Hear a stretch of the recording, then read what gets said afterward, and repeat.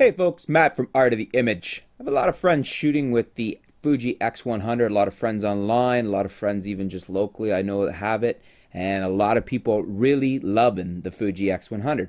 So I thought what I would do is put together some Fuji X100 tips, tricks, and notes for maximum performance. Also just things you might want to know if you're considering buying the camera, what it can do, some of the potential negatives and the positives from the camera.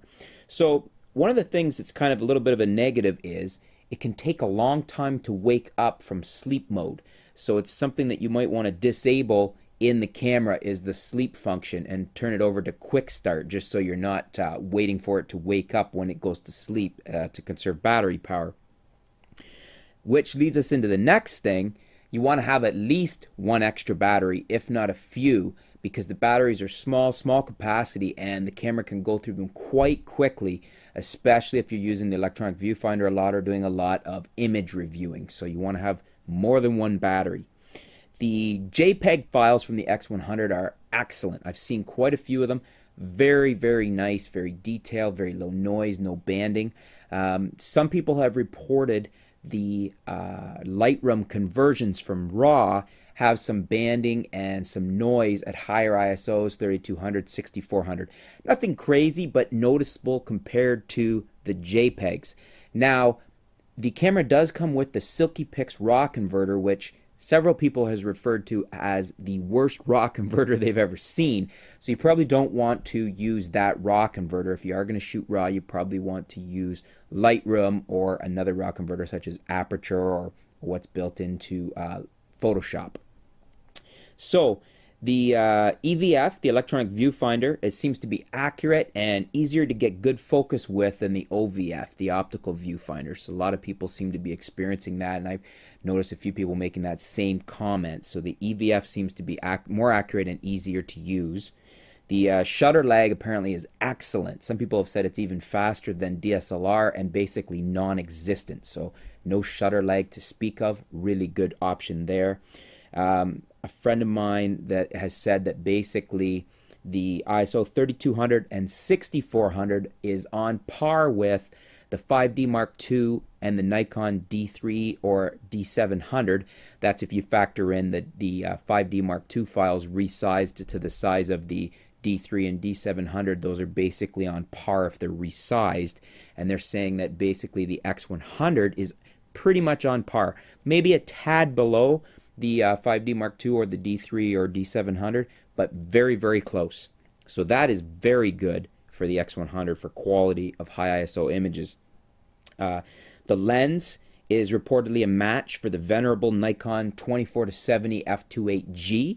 One of the fellows I know that shoots that says it's easily a match for that. So, and he's a very reputable wedding shooter and very well known in the higher levels of wedding shooting, and he shoots with the D3S and that lens. So to be saying that is quite kudos for the lens quality and the optical quality on the X100. The low light focus is quite fast, but not always accurate. Getting a lot of reports confirming that. People would generally agree with that.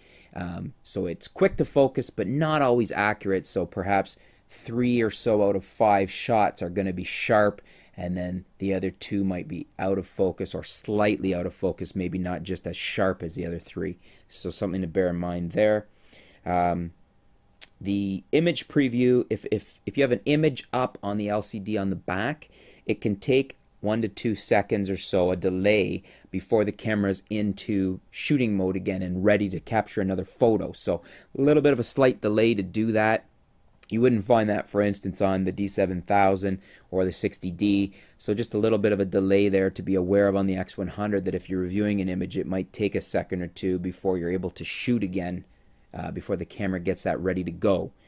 One of the really cool things is flash sync is reportedly very high on the camera, 1/800th of a second or better. I've actually seen photos at 1/4000th of a second synced to some pretty big strobes, and they looked great.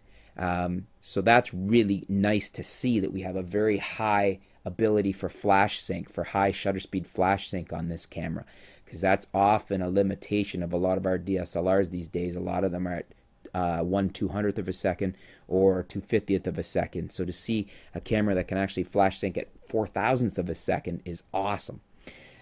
Super silent. This camera makes virtually no noise. If you're using it as a backup or shooting it in tandem with a DSLR at a wedding, people don't even really realize it's taken a photo, at least not from noise of the shutter like you would on a typical DSLR. Some DSLRs have quite noisy shutters, so I have a camera like this that's like-alike in the sense that makes virtually no noise, very stealthy camera. So there's some tips, tricks, and notes on the X100. Hopefully help you to decide if you're looking at buying it, or if you have one, give you some tips and tricks that you might not know, or things you might want to use to tweak it to the best performance for you. Thanks for tuning in, folks. Stay tuned. We'll be back with some new videos soon here at artoftheimage.com, some new posts, and we'll keep you up to date with what's going on in the world of photography. Thanks a lot.